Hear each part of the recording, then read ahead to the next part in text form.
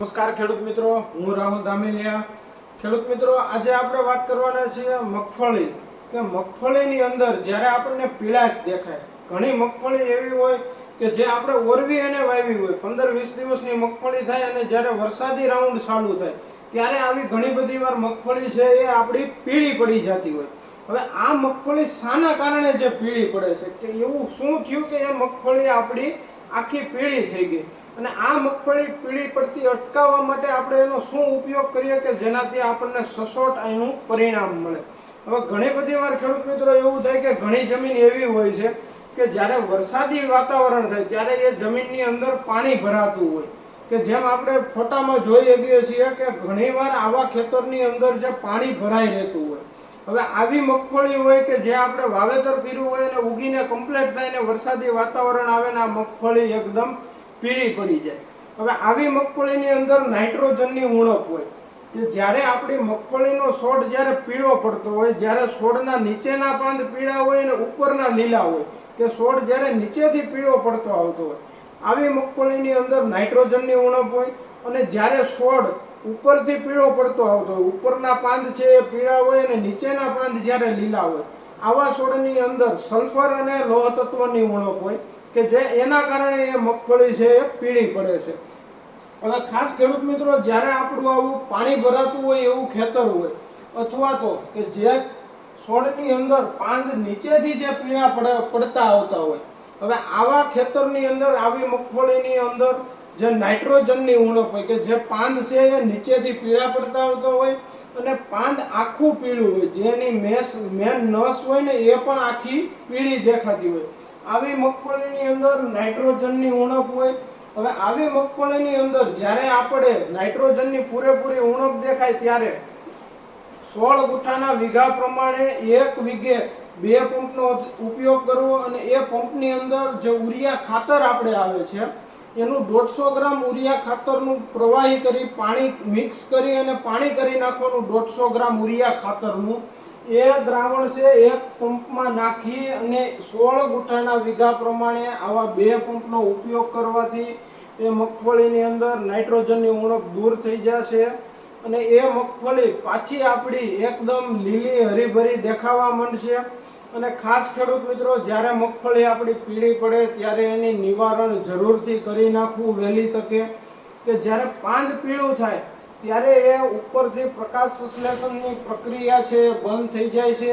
પ્રકાશ સંશ્લેષણની પ્રક્રિયા બંધ થઈ જાય એટલે એ ખોરાક બનાવવાનું બંધ કરી દે છે। ખોરાક ન બને તો એ છોડનો વિકાસ વૃદ્ધિ બધું છે એ અટકી જતું હોય છે।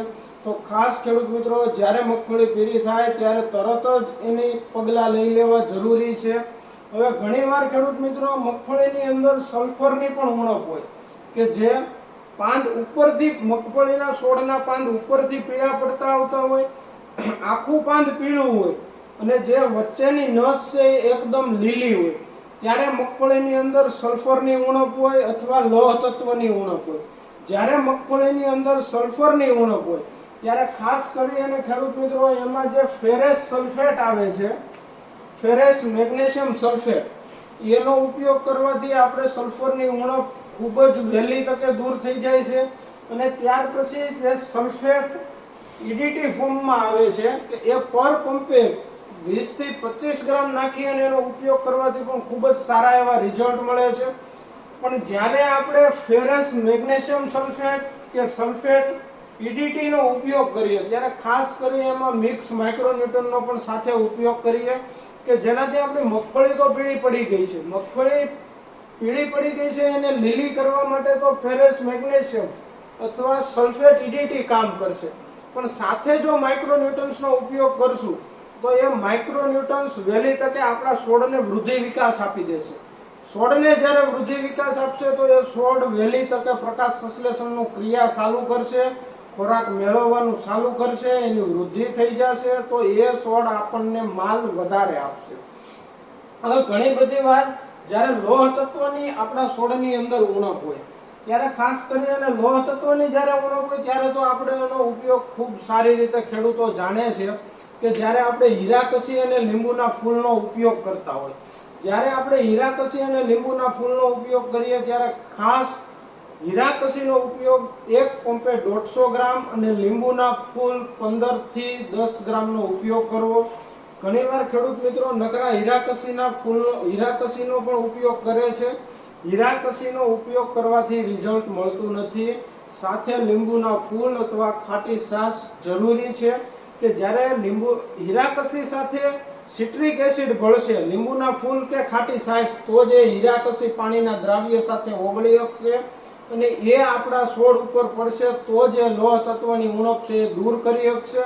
તો ખાસ ખેડૂત મિત્રો ધ્યાન રાખજો કે જ્યારે આપણે હીરાકસીનો ઉપયોગ કરીએ ત્યારે લીંબુના ફૂલ અથવા તો ખાટી છાશ સાથે મિક્સ કરીને જ ઉપયોગ કરીએ. એક પંપે 150 ગ્રામ હીરાકસી અને 15 ગ્રામ લીંબુના ફૂલનો ઉપયોગ કરી 16 ગુઠાના વીઘા પ્રમાણે 2 પંપનો જ ઉપયોગ કરવો. ઘણીવાર ખેડૂત મિત્રો આપણા મજૂર હાવ નિરાતે આલી કે આપણે નિરાતે આલી અને નાખી અને 16 ગુઠાના વીઘા પ્રમાણે 3-4 પંપનો ઉપયોગ થઈ જાય તો પાંદ ઉપર છે ડાઘા પડે છે, બર્નિંગ ઇફેક્ટ આખી આવી જાય છે, પાંદની ફરતી કોર છે એ આખી સુકાવાની શરૂઆત થઈ જાય છે, પાંદ ઉપર ડાઘા પડી જાય છે. તો ખાસ ખેડૂત મિત્રો 16 ગુઠાના વીઘા પ્રમાણે 2 પંપનો જ ઉપયોગ કરી અને ખૂબ કાળજીપૂર્વક હીરાકસી અને લીંબુના ફૂલનો ઉપયોગ કરવો. અને જ્યારે આપણે લીંબુના ફૂલ અને હીરાકસીનો ઉપયોગ કરીએ ત્યારે ઘણીવાર એવું બનતું હોય છે કે લીંબુના ફૂલ અને હીરાકસી આપણે કોઈ પણ કરિયાણાની દુકાનેથી લઈ અને ઉપયોગ કરતા હોઈએ છીએ. હવે એ હીરાકસીની અંદર કોઈ પણ સારી ગુણવત્તા કે નબળી ગુણવત્તાવાળું હીરાકસી આપણને ખબર નથી પડતી કે આ સારી ગુણવત્તાવાળું હીરાકસી છે કે નબળી ગુણવત્તાવાળું. તો આ જ્યારે આપણે હીરાકસીનો ઉપયોગ કરીએ ત્યારે ઘણા બધા માર્કેટમાં એવા બધા વસ્તુ આવે છે કે જેમાં હીરાકસી અને લીંબુના ફૂલનું જે રેડીમેડ આપણને એગ્રોની દુકાનેથી મળે છે. જેમ કે આપણે સૌ જાણીએ છીએ 3 એકા આસાર કંપનીનું જે 3 એકા આવે છે કે આવી બધી ઘણી બધી કંપનીઓના પોતપોતાના ફેરસ સલ્ફેટ એટલે કે હીરાકસી અને લીંબુના ફૂલ આપણે દુકાનમાંથી મળી રહે છે એગ્રોમાંથી. તો બને ત્યાં સુધી આનો ઉપયોગ કરવો, કેમ કે એ લોકો જે અંદર હીરાકસીનો ઉપયોગ કરે છે સારી ગુણવત્તાવાળું હીરાકસીનો ઉપયોગ કરે છે. તો આપણે એનો ઉપયોગ કરીએ તો આપણને ખૂબ સારું એવું રિઝલ્ટ મળે છે. હવે ખેડૂત મિત્રો ઘણીવાર મગફળી આપણી પીળી પડવાનું કારણ હોય છે આપણી જમીન પિત્તવાળી. પિત્તવાળી એટલે કે જે વર્ષોથી આપણે 3 ઉપજ લેતા હોય કે મગફળી નીકળે એટલે તરત ચણા હોય, ચણા નીકળે એટલે તરત તલી હોય, કે જે જમીન વર્ષોથી આપણે ઉપર પાક લઈએ છીએ આવી જમીનમાં પણ ઘણીવાર મગફળી પડેલી દેખાય છે. હવે આવી જમીન જ્યારે મગફળી પીળી પડતી હોય તો તેના માટે આપણે વહેલી તકે જ્યારે વરસાદી રાઉન્ડ બંધ થાય એટલે તરત જ એમાં સલ્ફર ખાતરનો નીચેથી ઉપયોગ કરી અને જ્યારે આપણે હાથી ફેરવી દેવું કે તેનાથી એ મગફળીની અંદર વહેલી તકે ભેજ ઉડી જાય. આવી જમીનની અંદર જ્યારે વધારે પડતો ભેજ થાય ત્યારે મગફળી પીળી પડતી હોય તો પિત્તવાળી જમીનમાં ખાસ કરી અને વહેલી તકે ખાતર સલ્ફર જે છે આપણે 80% 90% WDG છે, એની સાથે એમોનિયા છે, આ બંને વસ્તુ મિક્સ કરી અને આપી પાછળથી હાથી ફેરવી દેવું જરૂરી છે કે જેના લીધે આપણી જમીન છે એ વાહટી જાય અને એ આપણી સલ્ફરની ઉણપ પૂરી કરી દે. એટલે તરત જ એ આપણા છોડનો છે એ વિકાસ ચાલુ થઈ જાય અને મગફળી એકદમ કાળી ભમર થઈ જાય. ખેડૂત મિત્રો જ્યારે આપણે મગફળીનું વાવેતર કર્યું હોય ત્યારે ઘણી બધી વાર આપણે કોઈ પણ સલ્ફરવાળું ખાતર નથી નાખતા. આપણે DAP નાખીએ તો એમાં નાઇટ્રોજન ફોસ્ફરસ આવે છે.